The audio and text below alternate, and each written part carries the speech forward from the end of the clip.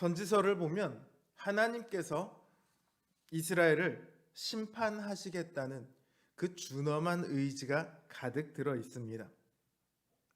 그래서 선지서를 연속해서 설교를 하다 보면 설교 자체가 자칫 잘못하면 무겁고 두려운 내용으로 가득 차게 됩니다.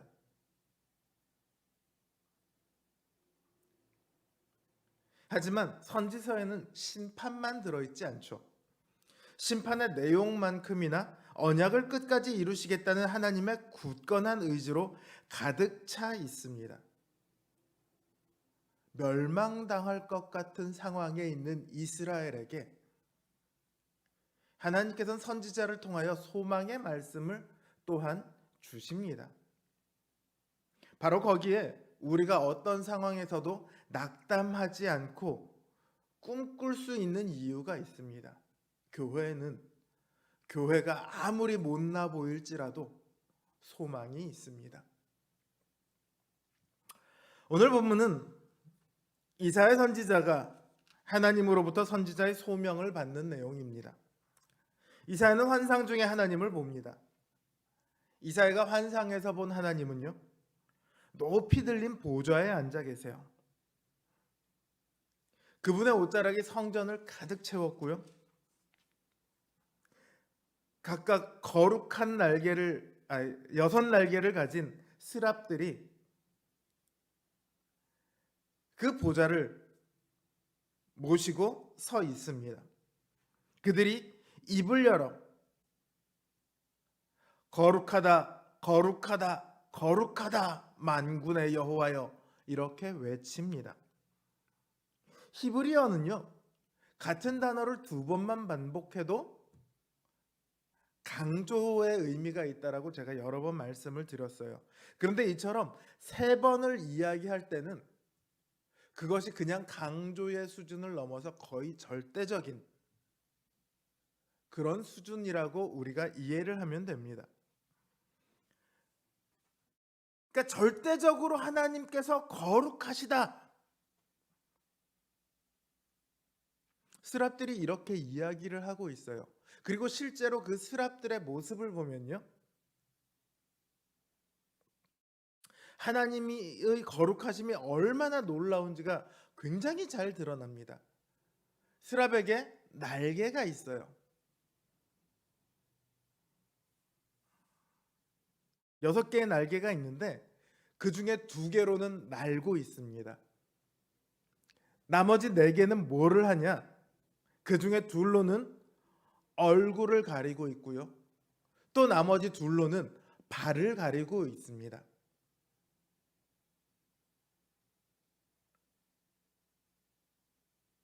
스랍들은 하나님 곁에 머물기 때문에 이 세상에서 가장 거룩한 존재입니다.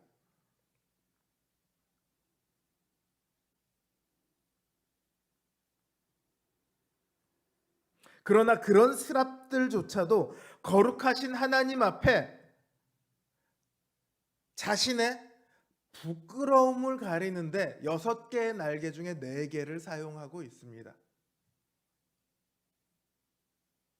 얼굴을 가린다는 것과 여기 발을 가린다는 것은 제가 깊이 이야기를 하진 않겠지만 그들의 부끄러움, 그들의 부정함을 가린다는 의미를 가지고 있습니다.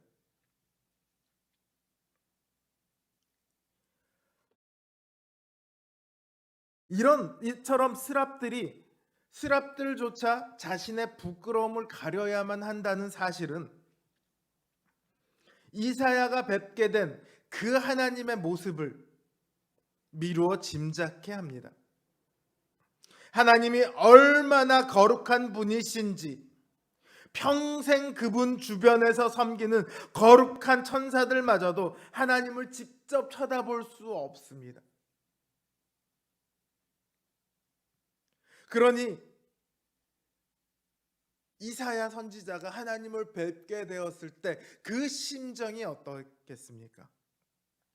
하나님의 거룩한 심에 압도된 선지자가 나는 이제 죽게 되었구나, 나는 이제 망하게 되었구나, 부정한 내가 하나님을 배웠구나, 절망적인 탄식소리를 내는 것이 결코 이상한 것이 아니죠.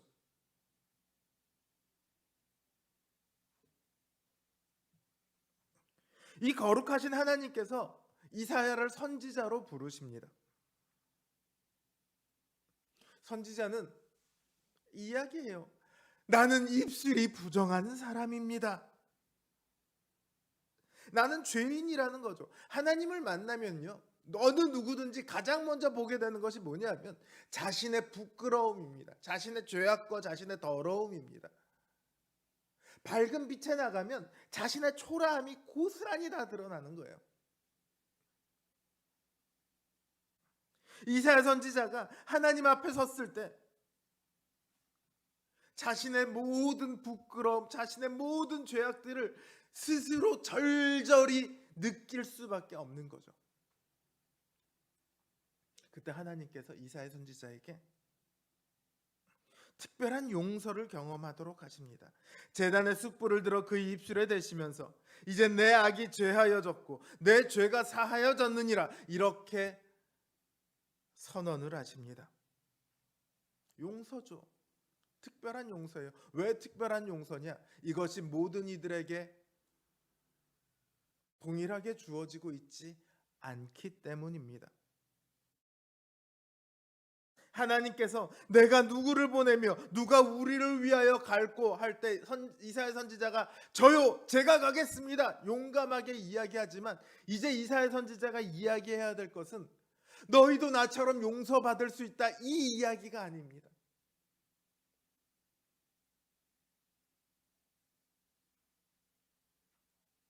오히려 반대로 이스라엘이 죄를 고백하지 못하게끔 해야만 합니다.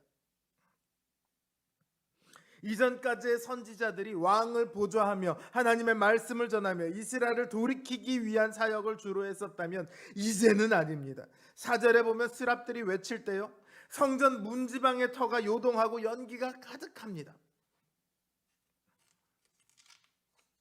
하나님이 등장하시는 장면에서 땅이 요동하며 연기로 가득한 장면이 지금 처음 등장하는 게 아니에요. 언제 또 등장했었냐? 출애굽기 19장 시내산에서 하나님께서 이스라엘과 언약을 맺을 때 이 모습으로 등장을 하셨다고요. 근데 하나님께서 똑같은 모습으로 다시금 등장을 하세요. 왜요? 언약을 다시 맺기 위해서요? 아니요.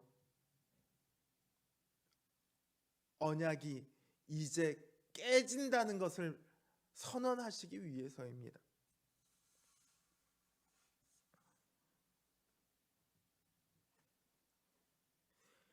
이스라엘이 하나님과 세운 언약을 파괴했기 때문에 하나님께서 이제 그들을 심판하러 오셨다, 이것이 이 장면에 들어있는 거예요. 그래서 하나님께서는 이스라엘을 걱정하는 대신에 오히려 이 죄인들이 회개하고 돌아올까, 이것을 더 걱정하고 계십니다. 제가 지난주 말씀드렸던 것처럼 이미 심판이 확정되었기 때문입니다. 참으시고 참으셨던 하나님께서 이제 더 이상 내가 어떤 것을 해도 이들을 돌이킬 수 없다는 것을 확증하셨기 때문입니다. 하나님께서 어떤 것을 해도 이들은 돌이킬 의지도 없고 방법도 없습니다.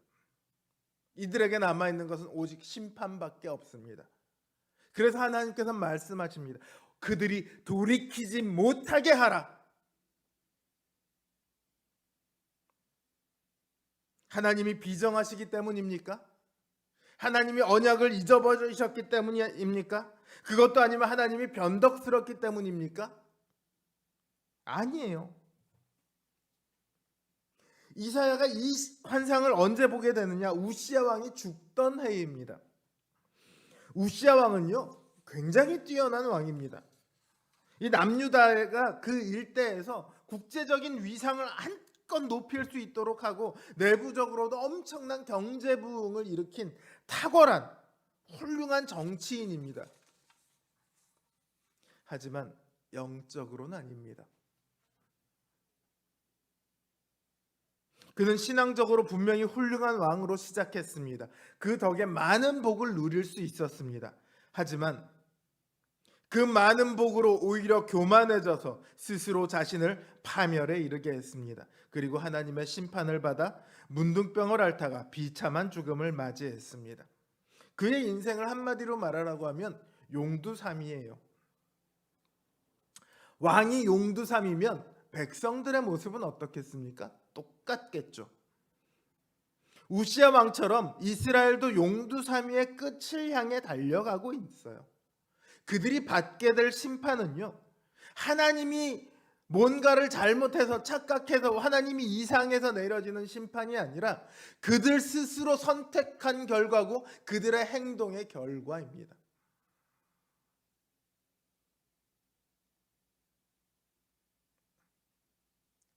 이제 그들은 더 이상 어떠한 풍성함도 누리지 못할 겁니다.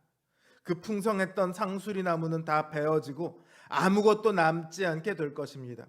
그 땅에 사는 사람이 없어질 때까지 하나님의 심판은 계속될 것입니다. 그것도 그들이 친하게 지내려 했던, 믿고 의지하려 했던 이방 민족들, 이방 강대국들의 손에 그렇게 될 것입니다. 하나님께서는 그 과정을 통해서 그들이 믿었던 것들이 얼마나 허망한 것인지 그걸 보여주실 것입니다. 자신들이 의지하려 했던 인간들이 얼마나 잔인한 인간인지, 또한 그들마저 심판당하는 것을 보면서 그들 역시 얼마나 연약한지를 깨닫게 될 것입니다.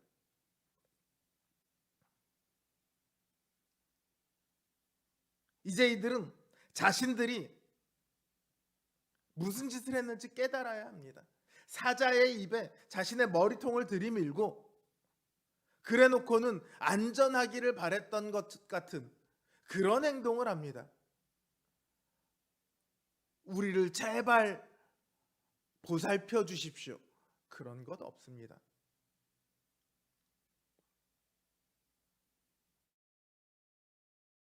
그들은 언약에 소홀했던 자신들을 저주하며 울부짖게 될 것입니다. 언약의 땅이었으나 이제 하나님의 영광으로 채워지지 않은 그 땅은 완전히 비어버릴 것입니다. 그러나 그럼에도 불구하고 하나님의 언약은 실패하지 않습니다. 이스라엘은 언약에 실패했지만 하나님은 언약에 실패하지 않으셨습니다. 이스라엘은 하나님을 잊었지만 이스라엘은 영원히 잊혀지거나 영원히 버림받지 않을 것입니다. 하나님께서는 나무는 배임을 당했을지라도 그루터기가 남을 것임을 선언합니다. 언약은 파괴된 것처럼 보이지만 뿌리까지 도려내지지는 않았습니다. 당장은 병이 들고 썩어버려서 베어내야만 하지만 그 뿌리는 여전히 남아 있을 것입니다. 그리고 언약의 신실한 하나님께서 그 뿌리로부터, 그 그루터기로부터 새로운 한 가지를, 연약한 순을 자라나게 하실 것입니다. 이 연약한 가지가 자라나서 새로운 언약의 백성들을 다시금 불러 모아 풍성한 상수리 나무를 만들고야 말 것입니다.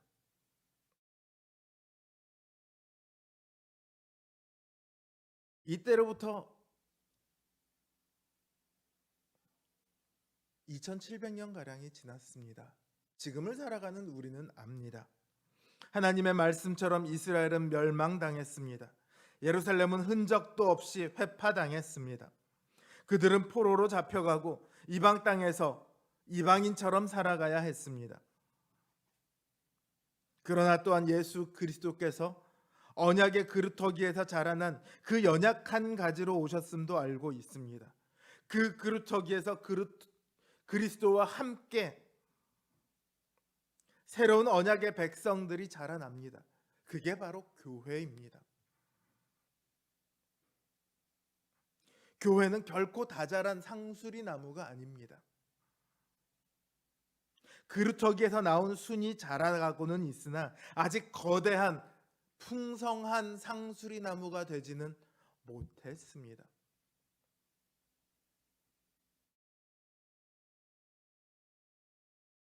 저는 그래서 그루터기 교회다 이렇게 말하고 싶습니다. 그루터기 교회, 아직 풍성하지 않은 연약한 가지에서 나온 그 교회. 그래서 교회가 이 땅에서 여전히 힘이 듭니다. 어렵습니다. 며칠 전에 한 개척교회 목사님 가정의 이야기를 들었어요. 목사님이 개척을 하고 열심히 사역을 해오시며 오히려 건강도 잃으시고, 그럼에도 불구하고 교회가 부흥하지는 못하고, 그런 상황 속에서 재정적으로 힘들 뿐만 아니라 그 성도님들이 그 목사님을 존중하지 않는 그런 모습을 보면서 2명의 자녀들이 더 이상 교회를 나오지 않는데요. 목사님의 자녀들이지만 더 이상 교회를 나오지 않는데요.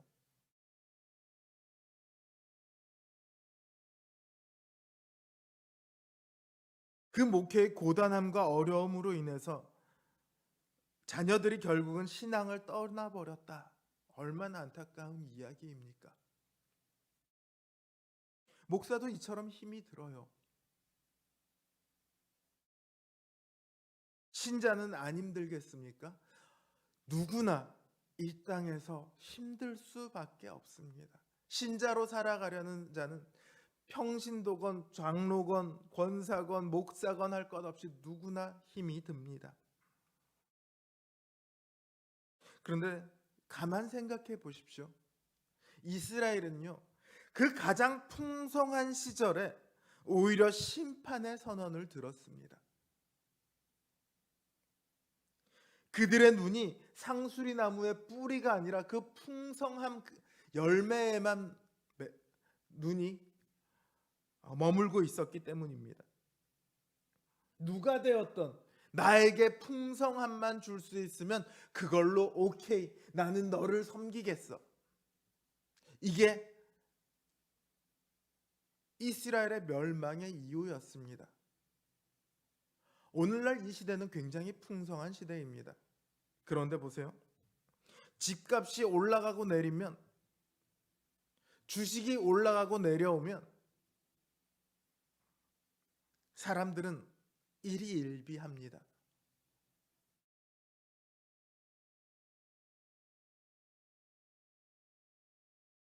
모든 가치가 얼마나 풍성함에 있느냐,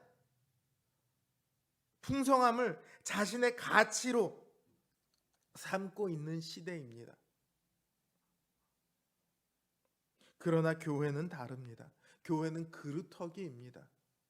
그러나 그렇기 때문에 진정한 소망을 꿈꿀 수 있습니다. 교회의 모든 소망은 얼마나 풍성한가에 결코 있지 않습니다. 오직 그 뿌리이신 예수 그리스도께만 있습니다. 예수 그리스도께서 이 나무를, 이 그루터기에서 겨우겨우 자라난 이 나무를 다시금 풍성한 상수리 나무가 되게 하실 것이다. 주님은 우리가 언약의 열매가 되도록 그렇게 우리를 이끌어 가고 계시며 이끌어 가실 것입니다. 우리는 그저 예수 그리스도만 보고 예수 그리스도만을 의지해야 합니다. 다른 것들에 결코 우리의 눈을 머물게 해서는 안 됩니다.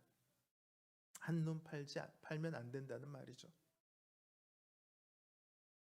오직 우리 주님 안에서 모든 소망의 풍성한 우리 성도님들 되시기를 주님의 이름으로 간절히 기원합니다.